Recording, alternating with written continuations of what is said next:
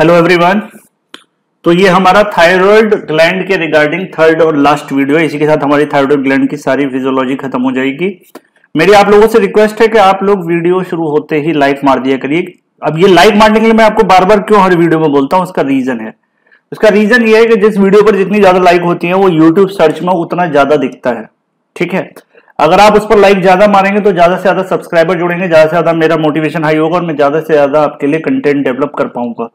अगर आप किसी वीडियो पर लाइक नहीं मारते हैं तो आप वीडियो तो पूरी देख लेते हैं, कोई दिक्कत नहीं है, लेकिन उससे रेटिंग उस वीडियो की अच्छी नहीं हो पाती और वो यूट्यूब सर्च में कहीं खो जाती है, तो अल्टीमेटली उसका कोई रिजल्ट नहीं निकल पाता। इसीलिए मैं बार बार आपको बोलता हूं कि आप एक लाइक मार दिए। लाइक मारने से मेरे को कोई पैसे नहीं मिलने वाले। अगर आप लोग सोच रहे हैं कि मुझको कोई मॉनिटरी फायदा हो रहा है तो मॉनिटरी फायदा कोई नहीं है बस, लेकिन आपके एक लाइक मारने से यह है कि वीडियो की वैल्यूएशन बढ़ जाती है रैंकिंग में और वो थोड़ा ऊपर शो होने लगता है। ठीक है, चलिए अप्लाइड फिजियोलॉजी शुरू करते हैं।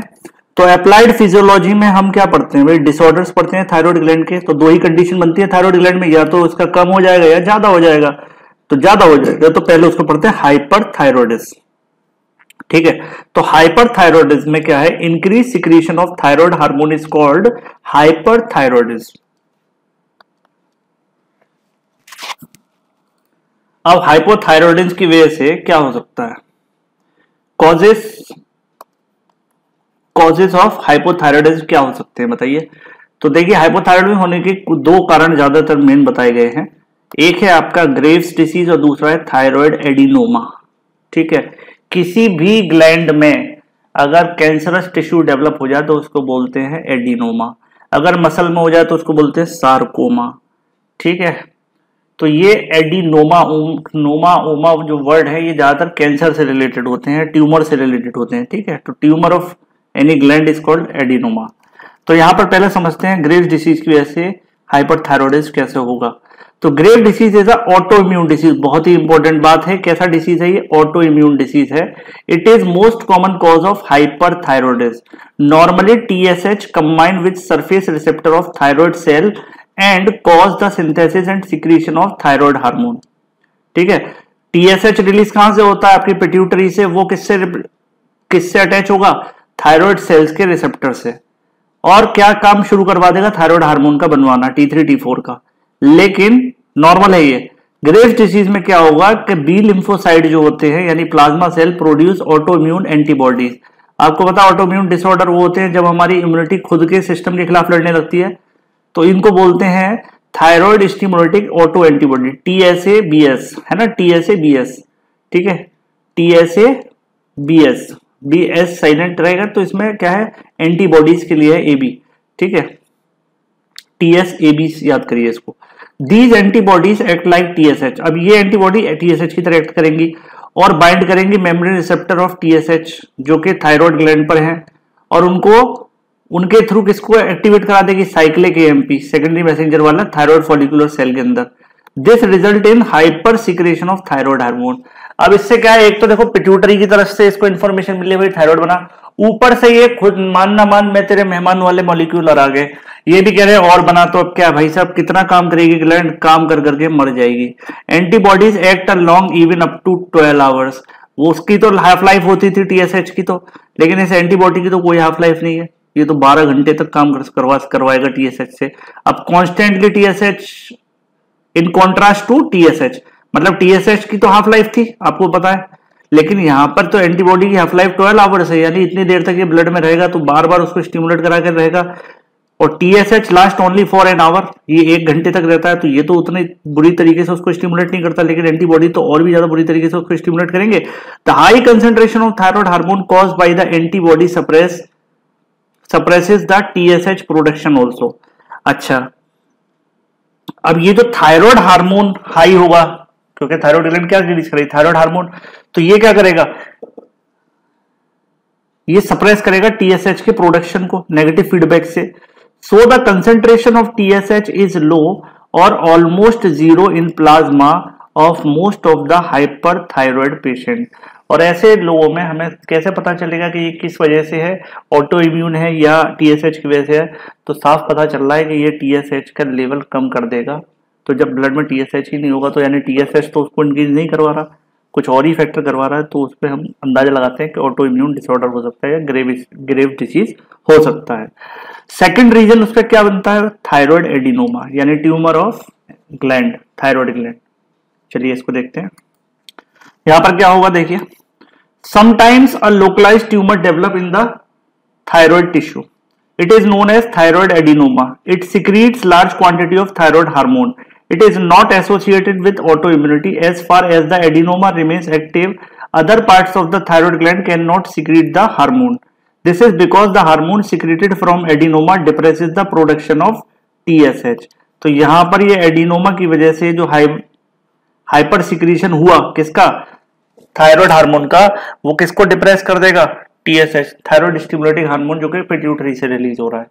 तो ये अपनी मर्जी से काम करवाता रहेगा उससे, अपनी मर्जी से उसको रिलीज कराता रहेगा ये ट्यूमर, ठीक है। ये पर्टिकुलर सेल, पूरी थायराइड ग्लैंड काम नहीं करेगी। अब वो जो एरिया जहां पर ट्यूमर हुआ है वहां पर sign and symptoms of hyperthyroidism के साइन क्या है भाई। सबसे पहला, intolerance to heat as the body produce lots of heat due to increase BMR caused by the excessive thyroxine. जो भी थायरोक्सिन के इफेक्ट है वो सब देखने को मिलेंगे, वो भी एक्सेस थायरोक्सिन के। इंक्रीज स्वेटिंग ड्यू टू वासोडाइलेशन, बात सही है, ये हम पहले ही समझ चुके हैं। Decrease body weight due to fat mobilisation, ये बात भी सही है। Diarrhoea due to increase motility of GI tract, ये बात भी सही है, क्योंकि जब इसमें डायरिया होता है तो कम वाले में क्या होता था, constipation. Muscular weakness because access protein catabolism, muscle में वीकनेस रहेगी। Nervousness, extreme fatigue, inability to sleep, mild tremors in the hand and psychoneurotic symptoms such as hyper excitability, extreme anxiety, worry, है ना। All these symptoms are due to excess stimulation of neuron in the CNS। और ये सब क्यों होगा, क्योंकि thyroid ज्यादा amount में CNS को स्टिमुलेट करेगा। फिर टॉक्सिक गोइटर, सी बिलो अभी आएगा, टॉक्सिक गोइटर क्या होता है, इसकी वजह से टॉक्सिक गोइटर हो जाएगा। ओलिगोमेनोरिया, एमेनोरिया हो सकता है, ये हम कहाँ देखेंगे, रिप्रोडक्शन वाले चैप्टर में देखेंगे, तो इसको भी यहाँ हटा दो। सी बिलो मतलब ये नीचे, अभी और आगे हम डिस्कशन में आएगा कि टॉक्सिक गोइटर क्या है। एक्सोऑप्थेलमस ये क्या है, ये भी अभी हम आगे देखने वाले हैं। Polycythaemia, increase in blood cells. Tachycardia and atrial fibrillation हो जाएगा हार्ट में। तो ये हमें क्लियर पता है, ठीक है। तो टेकिकार्डिया में क्या हो जाएगा, इंक्रीज्ड हार्ट बीट। और एट्रियल फिब्रिलेशन में क्या है, जो हार्ट रेट है वो भी काफी इरेगुलर हो जाएगी, ठीक है। तो ये इन दोनों में देखने को मिलेगा हमें हार्ट के केस में। और क्या देखने को मिलेगा, सिस्टोलिक हाइपरटेंशन यानी सिस्टोलिक ब्लड प्रेशर बढ़ा हुआ होगा। कार्डियक फेलियर, और फाइनली ये भी देखने को मिल जाएगा कार्डियक फेलियर, ठीक है। और यहाँ पर एक रीजन क्या है, वर्ड आया था एक्सोऑप्थेलमस, ये क्या होता है, एक्सोऑप्थेलमस क्या कंडीशन है, ये है protrusion of eyeball is called exophthalmos. Most but not all hyperthyroid patient develop some degree of protrusion of eyeball, ज्यादातर में ये चीज देखने को मिलेगी। Cause for exophthalmos, exophthalmos in hyperthyroidism is due to oedema, oedematous swelling और retroorbital tissue and degenerative changes in the extra ocular muscles. आपको पता है ये हमारी बोनी कैविटी है, ऑर्बिट बोलते हैं, इसके अंदर हमारी आई रखी हुई है, आई के पास क्या लगी है, मसल्स लगी हुई है, ठीक है, ऑप्टिक नर्व है। तो यहाँ पर क्या होगा कि इसके पीछे की तरफ रेट्रो ऑर्बिटल, ये जो एरिया है पीछे की तरफ फैट इकट्ठा हो जाएगा। अब फैट इकट्ठा होने से ये आंख किधर को आ जाएगी, ये इस ऑर्बिट से थोड़ा बाहर की तरफ निकल आएगी। तो ये हो जाता है एक्सोऑप्थेलमस कंडीशन, ठीक है। See effect of exophthalmos on vision, vision पर क्या इफेक्ट पड़ेगा। Severe exophthalmic condition leads to blindness because of two reason. Number 1, protrusion of eyeball which stretch the damage the optic nerve result in blindness. एक तो ये है कि बाहर की तरफ आई बॉल जा रही है तो किस पर स्ट्रेच पड़ेगा, पीछे कौन सी नर्व है, ये कौन सी नर्व है, ये जो नर्व बनाई है मैंने, ये कौन सी नर्व है, ऑप्टिक नर्व, तो ऑप्टिक नर्व स्ट्रेच होगी।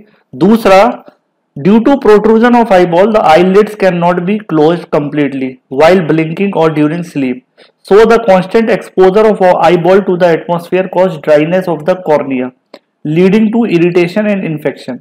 It finally result in ulceration of cornea leading to blindness. तो ये दो रीजन बन जाते हैं इसमें ब्लाइंडनेस के लेटर स्टेज पे जाके। तो ये हो गया एक्सोऑप्थेलमस हाइपरथायरॉयडिज्म के केस में, ठीक है। तो अब हम समझते हैं हाइपोथायरॉयडिज्म ये क्यों होगा। हाइपरथायरॉयडिज्म तो हमें समझ में आ गया, या तो ग्रेव्स डिसीज की वजह से होगा, ठीक है, या एडिनोमा हो जाए थायराइड ग्लैंड में, और उसकी वजह से हाइपर सिक्रीशन की वजह से ये सारी दिक्कतें आएंगी, जिनमें एक जो फीचर हमें देखने को मिलेगी पेशेंट के अंदर वो होगी एक्सोऑप्थेल्मस। अब देखते हैं हम हाइपो।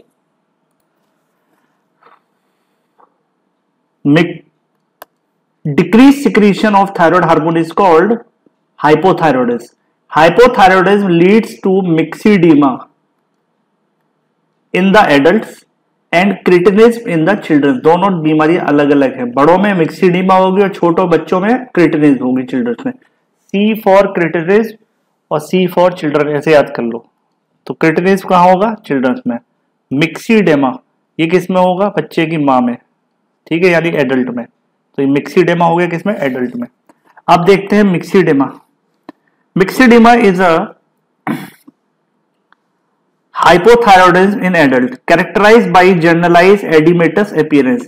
एडिमेटस का मतलब पूरे बॉडी पर एक स्वेलिंग टाइप की आ रखी होती है ना, पफीनेस आ रखी होती है, उसको बोलते हैं oedematous appearance. Cause for myxoedema, क्या कॉज है? Myxoedema occurs due to disease of thyroid gland, genetic disorder और iodine deficiency. In addition to it is also caused by deficiency of thyroid stimulating hormone और thyrotropin releasing hormone. यानी दिक्कत कहीं से, देखो thyrotropin releasing hormone कहां से? Hypothalamus से। टीएसएच कहां से? पिट्यूटरी से। यानी उसको स्टिमुलेट करने वाले हार्मोन ही नहीं बन रहे तो वो क्यों बनाएगा ग्लैंड? बनाएगी नहीं ना थायराइड से, पहले उसको स्टिमुलेशन चाहिए, किससे? पिट्यूटरी से कमांड चाहिए। पिट्यूटरी को किससे चाहिए? आपका थायरोट्रोपिन रिलीजिंग हार्मोन चाहिए, कहां से? हाइपोथैलेमस से। तो आप देखिए पीछे से ही जब ऑर्डर नहीं आ रहा है तो ग्लैंड क्यों बनाएगी? एक तो ये हो सकता है, और दूसरा क्या हो सकता है? थायराइड ग्लैंड में कोई जेनेटिक डिफिशियंसी हो सकती है या कोई आयोडीन डिफिशियंसी हो सकती है, ये सब चीजें हो सकता है, डाइट में आयोडीन कम ले रहे हैं तो। Common cause of myxoedema is auto immune disease.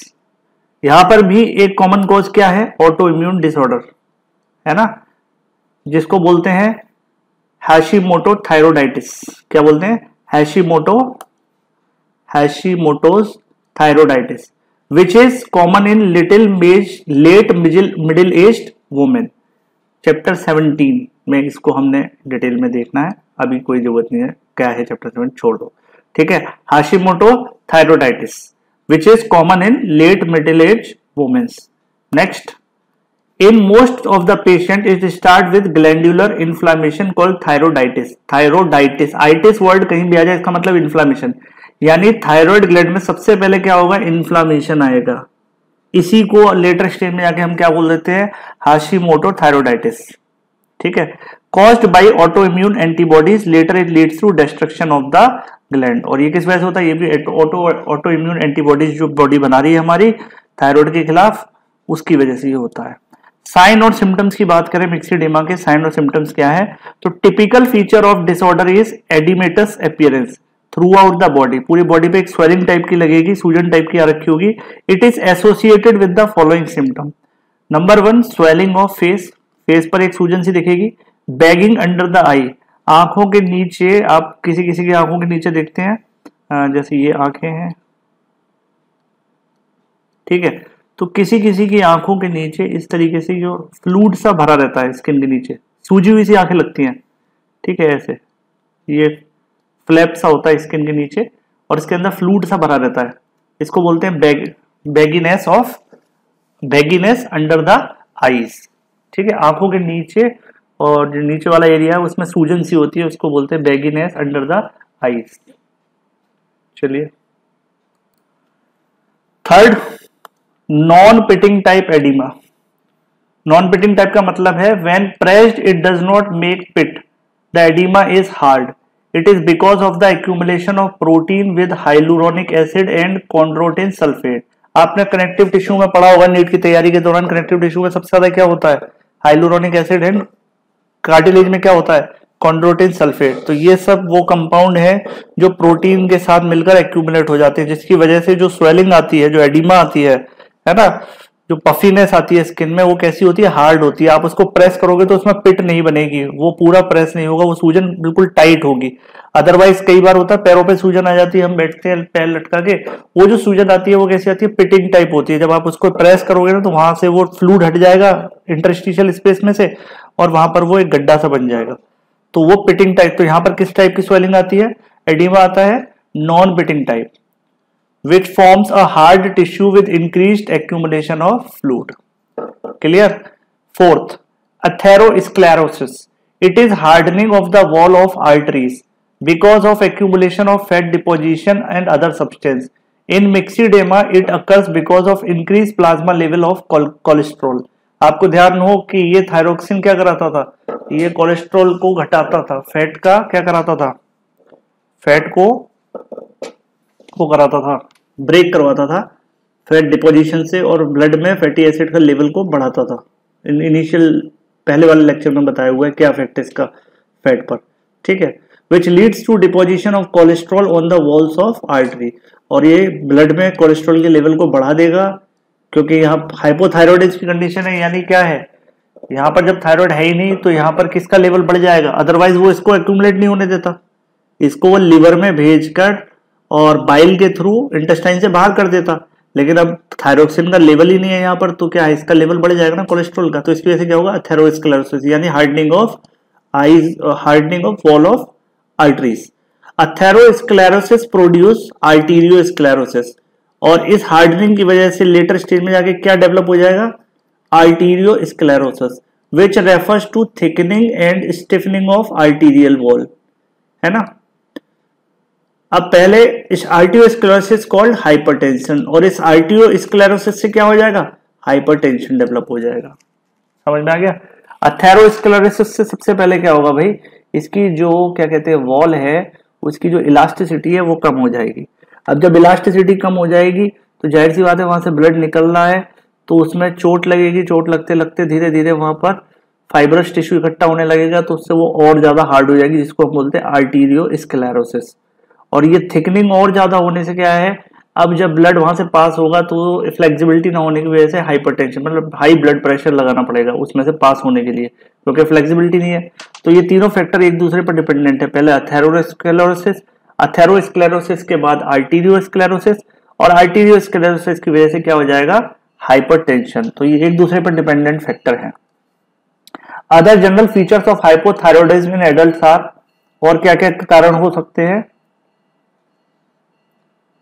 क्या क्या देखने को मिलेगा हमें पेशेंट में, एनीमिया देखने को मिलेगा, फटीग एंड मस्कुलर स्लगीनेस देखने को मिलेगी, एक्सट्रीम सोमनोलेंस, बहुत ज्यादा नींद आएगी, with sleeping up to 14 to 16 hours per day, बहुत ज्यादा नींद आएगी, मीनोरेजिया एंड पॉलीमिनोरिया पहले डिस्कस हो चुका है, decrease cardiovascular function such as reduction in rate and force of contraction of heart, cardiac output and blood volume, increase in body weight, constipation, उधर क्या हो रहा था हाइपर में क्या हो रहा था, diarrhoea, mental sluggishness, depressed, hair growth, scaliness of skin में कैसे होंगे, हार्ड हो जाएंगे, स्केल्स टाइप के बन जाएंगे, फ्रॉग लाइक हस्की वॉइस, मेढक की तरह हस्की वॉइस हो जाएगी, कोल्ड इनटॉलरेंस, ठंड ज्यादा नहीं झेलेगी। तो ये सब भी इसकी वजह से आपको देखने को मिलेंगे, लेकिन ये सारे फीचर्स किसमें मिलेंगे, एडल्ट में, क्योंकि मिक्सिडेमा किसमें होता है, एडल्ट में। अब बात करते हैं क्रिटिनिज्म की। क्रिटिनिज्म क्या होता है, hypothyroidism in childrens, characterise by stunted growth, बच्चे कैसे रहते हैं, बौने रह जाते हैं, छोटे हो जाते हैं। Cause of cretinism occurs due to congenital absence of thyroid gland, या तो कंजेनाइटल एब्सेंस हो थायराइड ग्लैंड की, या कोई जेनेटिक डिसऑर्डर हो, या lack of iodine in the diet हो, तीनों फैक्टर में से कुछ भी हो सकता है। फीचर्स क्या होंगे क्रिटिनिज्म के, पेशेंट कैसे होंगे, a newborn baby with thyroid deficiency may appear normal at the time of birth because thyroxine might have been supplied from the mother, but a few weeks after the birth the baby starts developing the signs like sluggish movement, croaking sound while crying. Unless treated immediately the baby will mentally retarded permanently. तो बच्चे के शुरुआत में तो mother वाले hormone से काम चलता रहेगा, जब तुरंत पैदा होगा उतनी डोज उसके अंदर रहेगी, ठीक है, क्योंकि आपको पता 3-4 महीने तक उसको डोज रहती है हमारे पास स्टोर्ड, लेकिन बाद में जाके क्या हो जाएगा, वो जैसे जैसे खर्च हो जाएगा तो धीरे धीरे उसके इफेक्ट आने लगेंगे, ठीक है। Skeletal growth is more affected than soft tissues, so there is stunted growth with bloated, skeletal growth is more affected than the soft tissue, so there is a stunted growth with bloated body, ठीक है। Skeletal growth बहुत ज्यादा affected होगी, skeletal muscles और हड्डियां, ठीक है, ये ज्यादा, सॉफ्ट टिश्यू तो इतने ज्यादा नहीं उसके अफेक्टेड रहेंगे। मेन है bones. The tongue become so big that it hangs down with dripping saliva. The big tongue obstructs swallowing and breathing. The tongue produces characteristic guttural breathing that may sometimes choke the baby. और इससे बच्चे को ज्यादा लंबी जीभ की वजह से क्या होता है, तो ब्रीदिंग में प्रॉब्लम आती है, क्योंकि जब वो मुंह बंद करने की कोशिश करेगा तो अंदर उसके फेरिंग्स में वो जीभ चिपक जाएगी, तो सांस लेने में दिक्कत होगी, तो चोकिंग मूवमेंट कर सकता है ना। अब यहां पे एक क्वेश्चन आता है, what is the difference between creatine and dwarf. जो हमने ड्वार्फ पढ़ा था ना पिट्यूटरी में, और यहाँ वर्ड क्या यूज कर रहे हैं, क्रिटिन, दोनों में फर्क क्या है। तो एक cretin is different from pituitary dwarf. In cretinism there is mental retardation and different part of body are disproportionate, whereas in dwarfism में मेंटल रिटार्डेशन तो नहीं होता था, development of nervous system is normal and the body parts are proportionate, बस उनका size छोटा होता था, डिस्प्रोपोर्शनेट नहीं होते थे। The reproductive function is affected in cretinism, cretinism में रिप्रोडक्शन सिस्टम अफेक्टेड रहता है, लेकिन ड्वार्फ के अंदर ये नॉर्मल रहता है। तो ये एक बेसिक डिफरेंस आपको दिमाग में रखना है क्रिटिनाइन और ड्वार्फ के, ये क्रिटिनिज्म वाले पेशेंट में और ड्वार्फ पेशेंट में, ठीक है। ड्वार्फ पिट्यूटरी डिपेंडेंट है और क्रिटिनिज्म किसमें डिपेंडेंट है, क्रिटिनिज्म आपका थायराइड डिपेंडेंट है, ठीक है। चलिए अब एक और वर्ड आता है जो आपने बहुत ज्यादा सुना होगा, जिसको बोलते हैं गोइटर। गोइटर क्या है, goitre means enlargement of thyroid gland. Thyroid gland का साइज बड़ा हो जाए तो उसको हम गोइटर बोलते हैं। It occurs in both hypothyroidism and hyperthyroidism, और ये दोनों में देखने को मिल सकता है। गोइटर ऐसी फीचर है जो आपको हाइपो में भी मिल सकती है और हाइपर में भी मिल सकती है, ठीक है। The goitre in hyperthyroidism is called toxic goitre. ये वर्ड आया था ना अभी पीछे, मैंने कहा भी आने वाला है, टॉक्सिक गोइटर क्या होता है। तो हाइपरथायरॉयडिज्म में टॉक्सिक गोइटर देखने को मिलेगा। इसका क्या मतलब है, toxic goitre is the enlargement of thyroid gland with increased secretion of thyroid hormone caused by thyroid tumour. किस वजह से, थायराइड ट्यूमर की वजह से इसका इंक्रीज होगा, इसीलिए इसको क्या बोल रहे हैं, टॉक्सिक गोइटर। एनलार्जमेंट होगा थायराइड ग्लैंड का किस वजह से, क्योंकि इंक्रीज सिक्रीशन किस वजह से हुआ है, ट्यूमर की वजह से। और अगर यही गोइटर हाइपोथायरॉयडिज्म में मिलेगा तो इसको मिलेंगे non toxic goitre. Non-toxic goiter is the enlargement of thyroid gland without increase in hormone secretion, जबकि यहां पर क्या था, increase hormone secretion. It is also called hypothyroid goiter, ठीक है। तो hypothyroid goiter में कोई भी secretion increase नहीं होगा। Based on the cause, the non-toxic hypothyroidism goiter is classified into two type. ये non-toxic वाला जो hypothyroidism है, ये दो टाइप में डिवाइड किया गया है। कौन कौन सा, एंडेमिक और idiopathic. Endemic colloid goitre, endemic colloid goitre, और दूसरा है आइडियोपैथिक नॉन टॉक्सिक गोइटर। दोनों वर्ड समझ में आ जाएंगे तो अभी क्लियर हो जाएगा कि आइडियोपैथिक या एंडेमिक से क्या कहने का मतलब है। चलिए अब समझते हैं एंडेमिक क्या है। तो ये जो एंडेमिक है, एंडेमिक बेसिकली क्या होता है, आपने पढ़ा होगा बॉटनी में, एंडेमिक स्पीशीज, बॉटनी जूलॉजी में पढ़ते हैं ना। एंडेमिक मतलब कोई एक पर्टिकुलर एरिया में डिपेंडेंट स्पीशीज जो वहीं पाई जाती है, एंडेमिक है ना। ऐसे एंडेमिक कॉलॉइड गोइटर का है जो कुछ पर्टिकुलर एरियाज में ही पाया जाता है और उसका एक रीजन होता है। जरा समझते हैं क्या है ये। तो endemic colloid goitre is non toxic goitre, दोनों ही टाइप हम नॉन टॉक्सिक की पढ़ रहे हैं। Caused due to iodine deficiency, ये किस वजह से होगा, ऐसी जगहों पर जहां आयोडीन की डिफिशियंसी होगी वहां पर ये देखने को मिलेगा, इसीलिए एंडेमिक बोला है। It is also called iodine deficiency goitre. Iodine deficiency occurs when intake is less than 50 microgram per day. Because of lack of iodine there is no formation of hormone. By feedback mechanism hypothalamus and anterior pituitary are stimulated. It increase the secretion of TRH and TSH. The TSH then cause the thyroid cell to secrete tremendous amount of thyroglobulin into the follicle. As there are no hormone to be cleaved, the thyroglobulin remain as it is and get accumulated in the follicle of the gland. This will increase the size of the gland. मतलब देखिए, hypothalamus जब body में कमी होगी तो वो feedback भेजेगा, जब बॉडी में कमी है तो फीडबैक जाएगा हाइपोथैलेमस, हाइपोथैलेमस क्या रिलीज कराएगा, टीआरएच, टीआरएच किसको रिलीज करेगा, टीएसएच, टीएसएच थायराइड से कहेगा थायरोक्सिन बनाओ, थायरोक्सिन के बाद थायरोग्लोबुलिन तो है लेकिन रॉ मटेरियल नहीं है, आयोडीन नहीं है। तो जब आयोडीन ही नहीं होगा तो फिर बाकी के आगे के स्टेप कैसे होंगे, जो 5-6 स्टेप हमने सीखे थे अभी पिछली वीडियो में, वो नहीं होंगे। जब वो नहीं होंगे तो वो एक्यूमुलेट होता रहेगा उस ल्यूमेन में, फॉलिकल के ल्यूमेन में, और उसमें ग्लैंड का साइज बड़ा होता जाएगा। ठीक है। In certain areas of world specially Swiss, Alps, Andes, Great Lakes region of US, Swiss, Alps, Andes है ना, स्विस एरिया, आल्प्स एरिया ये यूरोप में है, एंडीज कहां पर है, ये साउथ अमेरिका में, ग्रेट लेक रीजन कहां है, ये नॉर्थ अमेरिका में, यूनाइटेड स्टेट के पास, और India particularly Kashmir valley. The soil does not contain iodine. तो जितने भी ये एरिया है सब कैसे एरिया है, ये सारे के सारे माउंटेनियस एरिया है। तो माउंटेनियस एरिया में क्या है, सॉइल के पास आयोडीन ज्यादा नहीं होती, therefore the food stuff also do not contain iodine. अब जब यहाँ है ही नहीं यहाँ की सॉइल में तो फिर आएगा कैसे फूड में। The endemic colloidal goitre was very common in these parts of the world before the introduction of iodise नमक। और जब तक टाटा नमक नहीं आया था तब तक बड़ी दिक्कत थी। अब तो खैर हर जगह नमक आ गया है, टाटा नमक खाइए, उसमें आयोडीन होता है, दुनिया भर के ऐड आ रहे हैं, अमिताभ बच्चन जी भी ऐड कर चुके उसका, है ना। चलिए अब देखते हैं हम दूसरा वाला अपना आइडियोपैथिक नॉन टॉक्सिक गोइटर। ये क्या है, ये भी नॉन टॉक्सिक गोइटर का ही टाइप था, लेकिन goitre is due to unknown cause. वहां पर तो पता है ना।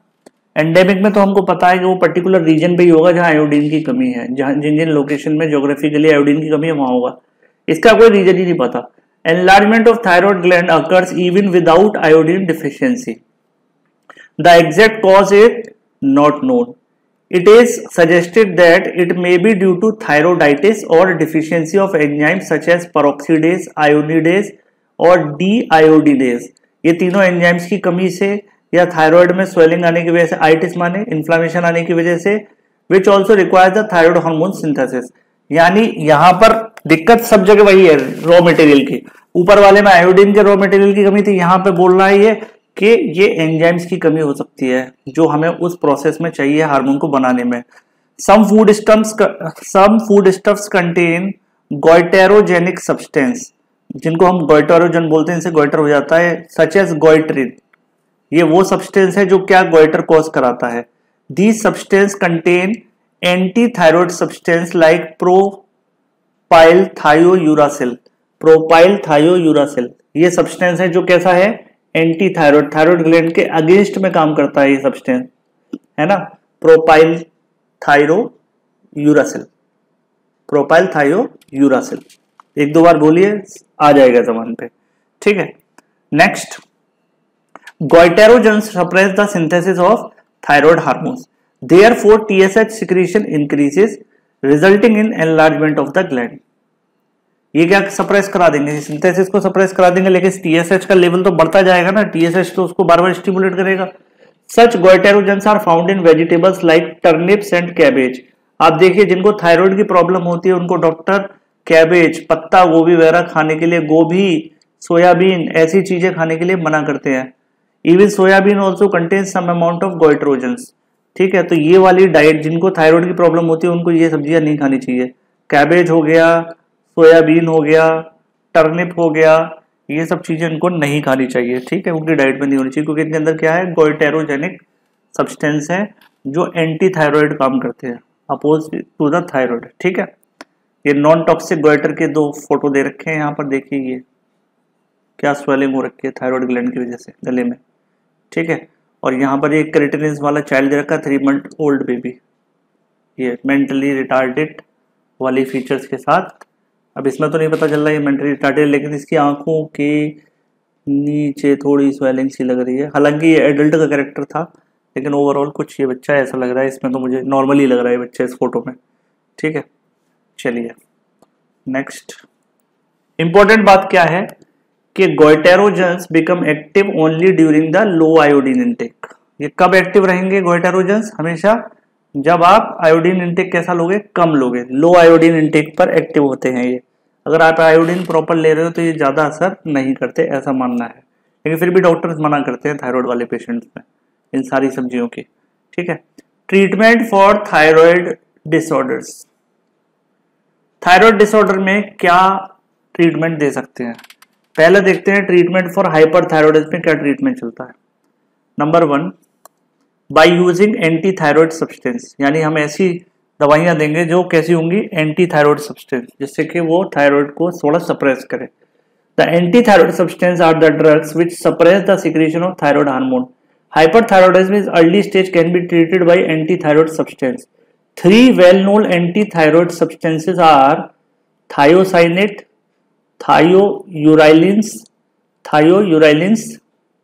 और high concentration of inorganic iodides. ये तीनों के तीनों as a anti thyroid substance use किए जाते हैं। थायोसाइनेट क्या है जरा पहले समझते हैं इसको। Thiocyanate prevent synthesis of thyroxine by inhibiting iodide trapping. ये इस स्टेप को इनहिबिट करता है, आयोडाइड ट्रैपिंग को, ठीक है। The active pump which transport iodide into thyroid cell can transport thiocyanate ions also. So the administration of thiocyanate in the high concentration cause competitive inhibition of iodide transport into the cell. So the iodide trapping is inhibited, leading to the inhibition of synthesis of thyroxine. आपने एक term पढ़ा होगा biomolecule में NEET की तैयारी के दौरान, competitive inhibition. जब से मोलिक्यूल मॉर्फोलॉजिकली सिमिलर हो तो वो प्लाज्मा मेम्ब्रेन को उनमें से कौन जिसकी कंसंट्रेशन ज्यादा होगी उसकी प्रोबेबिलिटी ज्यादा बनती है प्लाज्मा मेम्ब्रेन को क्रॉस करने में। तो यहाँ पर ये कॉम्पिटिटिव इनहिबिशन की वजह से थायोसाइनेट का मॉलिक्यूल कैसा दिखता है, आयोडाइड की तरह ही दिखता है। इसीलिए ये आयोडाइड ट्रांसपोर्ट को क्या कर देगा, इनहिबिट कर देगा। और जब ये इनहिबिट हो जाएगा तो थायरोक्सिन का फॉर्मेशन नहीं होगा, ठीक है।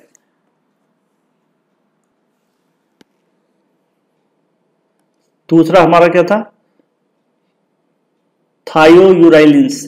थायोयूराइलिन्स क्या होते हैं? Thiouracils are thiourea related substance such as propyl thiouracil and methimazole. Propyl thiouracil and methimazole which prevent the formation of thyroid hormone. ये हम फार्मेकोलॉजी सब्जेक्ट पढ़ेंगे अभी सेकंड ईयर में, तब आपको ये सारे नाम याद कर लोगे। अभी फिजियोलॉजी में तो बस आपको एक जनरल आइडिया होना चाहिए, ठीक है। तो formation of thyroid hormone from iodide and tyrosine, it is achieve partly by blocking the peroxidase enzyme activity. तो ये किसको ब्लॉक करता है? बेसिकली एंजाइम एक्टिविटी को ब्लॉक कर देगा। वो कॉम्पिटिटिव इनहिबिशन करता है, ये एंजाइम एक्टिविटी को पार्टली ब्लॉक करेगा and partly block the coupling of iodinate tyrosine to form either T3 और T4। और कपलिंग वाले स्टेप को भी ये इनहिबिट करेगा, ब्लॉक करेगा। During the use of these to anti thyroid substance, even though the synthesis of thyroid hormone is inhibited, the formation of thyroglobulin is not stopped. Thyroglobulin तो बनता रहेगा भाई। The deficiency of hormone increases the TSH secretion which increases the size of thyroid gland with more secretion of thyroglobulin. Thyroglobulin accumulate in the gland and cause enlargement of the gland resulting in non-toxic goiter. और लेकिन goitre को आप prevent नहीं कर सकते। क्यों नहीं prevent कर सकते दवाइयों से? वो इसलिए प्रिवेंट नहीं कर सकते क्योंकि थायरोग्लोबुलिन बनता रहेगा और एक्यूमुलेट होता रहेगा, ठीक है। आप थायरोक्सिन के लेवल को तो कंट्रोल कर सकते हो हाइपर को, लेकिन गोइटर को होने से नहीं रोक सकते यहाँ पर, ठीक है। तीसरा क्या है? High concentration of inorganic iodide. Iodide is high concentration decrease all the phases of thyroid activity including the release of hormone. इस स्टेप तक ये इसको इनहिबिट कर सकता है आयोडाइड। कैसे करेगा जरा देख। सो the size of gland is also reduced with decreased blood supply.